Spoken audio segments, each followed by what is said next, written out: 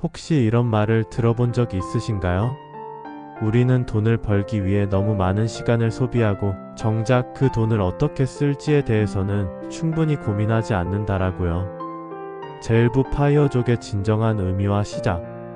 어느 한적한 오후 서울의 한 작은 카페 구석 자리에서 준호는 낡은 노트북을 앞에 두고 깊은 생각에 잠겨 있었다. 그의 눈빛은 결연했고 마음 한켠에는 조기 은퇴와 자유로운 삶에 대한 열망이 가득했다. 준호는 평범한 직장인이었지만 일찍이 파이어족 이라는 개념을 접하고 나서부터 자신의 인생을 근본적으로 바꾸기로 결심했다. 그는 매일같이 SNS에서 화려한 생활을 자랑하는 사람들을 보며 겉으로 보기에는 부자지만 실상은 부채에 시달리는 모습을 목격했다. 돈이 많다고 해서 반드시 부자가 되는 건 아니야 라는 생각이 그의 머릿속을 떠나지 않았다. 준호는 먼저 스스로에게 물었다. 내가 정말 원하는 것은 무엇일까? 언제쯤 어떤 방식으로 자유롭게 살 수 있을까? 그렇게 그는 파이어족에 관한 책과 강연 그리고 다양한 재테크 자료들을 탐독하기 시작했다. 이 과정에서 그는 순자산 넷워스의 개념, 4% 법칙, 그리고 복리의 마법과 72법칙 등 여러 핵심 원칙들을 알게 되었다. 이 모든 것들이 바로 그의 조기 은퇴 설계의 기초가 되었다. 파이어족이란 단순히 얼리 리타이어만을 의미하는 것이 아니다. 그것은 경제적 독립을 통해 노동에 의존하지 않고 스스로가 원하는 삶을 설계하고 즐기는 것이다. 준호는 이 점을 깨달으며 우선 자신의 재무 상태를 정밀하게 분석하기 시작했다. 그는 자신의 총 자산과 총 부채를 꼼꼼히 계산하며 진짜 부는 숫자에만 의존하지 않고 순자산에 달려있다는 사실을 몸소 느꼈다. 준호는 자신의 재무 상태를 면밀히 분석하면서 수입이 아무리 많아도 부채가 많다면 결국 경제적 자유를 누리기 어렵다는 점에 집중했다. 준호는 자신의 재무 상태를 분석하며 내가 진짜 원하는 건 겉으로 보이는 화려한 소비가 아니라 꾸준히 쌓아 올린 순자산과 안정적인 현금 흐름이 주는 자유로운 삶이라는 결론에 도달했다. 이 결론은 그에게 파이어족을 향한 첫 걸음이자 자기 자신을 재정비하는 계기가 되었다. 제2부 파이어족으로 가는 길 저축과 투자. 준호는 파이어족에 도달하기 위해 가장 먼저 해야 할 일은 바로 저축률을 극대화하는 것이라는 사실을 알게 되었다. 일반적인 사람들이 2030% 정도 저축하는 것과 달리 파이어족은 50% 이상, 때로는 70% 이상의 소득을 저축하겠다는 목표를 세운다. 이를 위해 그는 자신의 소비 패턴을 철저히 검토하기 시작했다. 준호는 자신에게 소비의 유혹을 끊어내고 진짜 필요한 것에만 집중해야 한다라고 다짐했다. 매일 아침 그는 동네 카페 대신 집에서 직접 내린 커피를 마셨다. 점심은 회사 근처의 비싼 외식 대신 도시락을 싸서 먹으며 비용을 절감했다. 불필요한 구독 서비스나 명품 소비 대신 합리적이고 가성비 좋은 소비를 선택했다. 이처럼 생활 습관의 작은 변화들이 모여 높은 저축률을 만들어내는 것이다. 하지만 단순히 저축만 한다고 해서 경제적 독립에 이를 수는 없다. 준호는 저축한 돈을 활용해 자산을 증식시켜야 한다는 사실을 깨달았다. 그는 주식 투자를 통해 자산을 불리는 방법에 주목하기 시작했다. 4% 법칙은 파이어족 사이에서 널리 알려진 원칙이다. 이 법칙에 따르면 자신이 보유한 자산 중 연간 4%만 인출해 생활해도 원금이 크게 줄어들지 않고 평생 안정적인 소득을 유지할 수 있다. 예를 들어 만약 준호가 매년 4천만 원의 생활비가 필요하다면 최소 10억 원의 자산을 보유해야 한다. 이 원칙은 투자 수익률이 일정 수준 이상 유지된다는 전제하에 작동하지만 현실에서의 주식시장 변동성을 감안하면 더욱 신중한 접근이 필요하다. 또한 준호는 복리의 법칙을 적극 활용하기로 했다. 복리는 이자에 다시 이자가 붙는 현상으로 시간이 지날수록 자산이 기하급수적으로 증가할 수 있는 힘을 의미한다. 예를 들어 연간 7%의 복리 수익률을 가정하면 20년이 지나면 투자 원금이 4배가 될 수 있다. 이러한 복리의 힘은 젊은 시절부터 투자에 일찍 뛰어들어 꾸준히 자산을 증식시키는 것이 얼마나 중요한지를 보여준다. 준호는 매달 정기적으로 투자하면서 복리의 마법이 그의 자산을 불려줄 것이라 믿었다. 또 다른 중요한 원칙인 72법칙은 투자 원금이 몇 년 만에 2배가 되는지를 쉽게 계산할 수 있게 해준다. 71을 연간 수익률로 나누면 투자 원금이 2배가 되는 대략적인 연수를 알 수 있다. 예를 들어 연 8%의 수익률이라면 72, 89년 연 6%라면 72, 62년이면 원금이 2배가 된다. 이 법칙은 준호가 자신의 투자 목표를 세울 때 내 투자 전략은 장기적으로 얼마나 효과적일까? 라는 질문에 대한 간단한 촉도가 되어 주었다.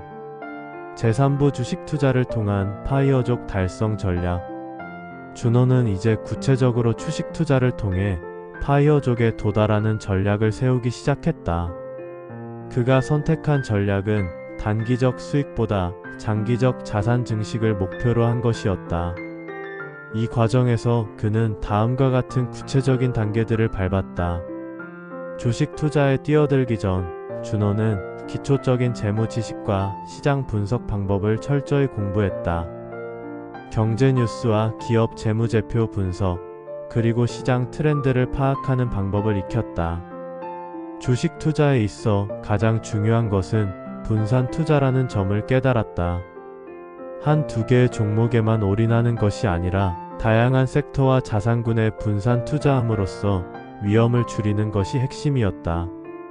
준호는 단기적 주가의 변동에 흔들리지 않고 장기적인 관점에서 투자를 지속하기로 했다. 매달 일정 금액을 정해놓고 주식과 ETF에 투자하며 시장의 평균 수익률을 노렸다. 때로는 시장이 급락할 때 추가 매수를 통해 평균 단가를 낮추는 분할 매수 전략도 활용했다. 이러한 꾸준한 투자 습관은 그의 자산 증식에 큰 도움이 되었고 복리의 효과를 극대화하는 데 기여했다. 준호는 투자 포트폴리오를 구성할 때 안정적인 배당주와 미래 성장 가능성이 높은 성장주를 적절히 조합했다. 배당주는 꾸준한 현금 흐름을 제공해 4% 법칙에 기반한 생활비 마련에 도움이 되었다. 성장주는 시간이 지날수록 가치가 크게 상승할 가능성이 높아 복리 효과와 72법칙을 통해 자산 증식에 큰 역할을 했다. 이 두 가지 투자 전략의 균형은 준호에게 안정성과 성장 두 마리 토끼를 잡게 해주었다. 주식 시장은 언제나 변동성이 크고 때로는 예측할 수 없는 흐름을 보인다. 준호는 감정에 휘둘리지 않고 체계적으로 투자하기 위해 다음과 같은 원칙들을 스스로 다짐했다. 충동 매매 금지, 시장의 단기적 변동에 일희일비하지 않고 미리 세운 투자 계획을 따르기로 했다. 정기적인 재점검, 일정 기간마다 자신의 포트폴리오와 재무 상태를 점검하며 필요시 전략을 수정하는 유연성을 갖추었다. 시장 정보의 분별, 지나치게 자극적인 투자 정보나 소문에 흔들리지 않고 공신력 있는 자료와 데이터를 기반으로 판단하기로 했다. 주식 투자에는 언제나 위험이 따르지만 준호는 이를 최소화하기 위한 다양한 리스크 관리 전략을 도입했다. 투자 자산의 일부를 안정적인 채권이나 해외 ETF에 분산 투자함으로써 특정 시장의 위험을 분산시켰다.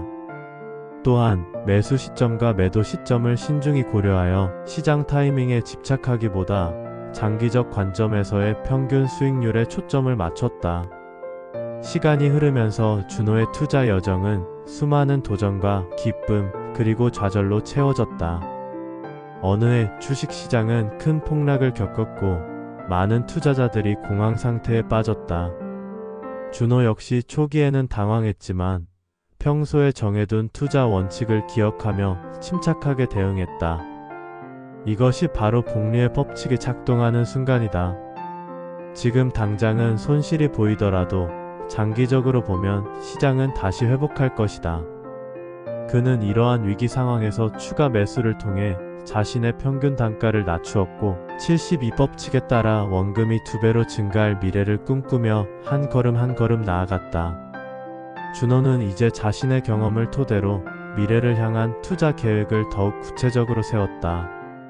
그는 오늘의 작은 절약과 꾸준한 투자 습관이 내일의 자유로 이어질 것이다라는 믿음을 가지고 매일같이 자신의 포트폴리오를 확인하며 미래를 설계해 나갔다. 그의 이야기는 많은 이들에게 깨달음을 주었다. 서울의 어느 공원 벤치에 앉아 주말 산책을 즐기던 한 젊은 청년은 준호의 강연 영상을 보며 나도 할 수 있겠다라는 다짐을 하게 되었다.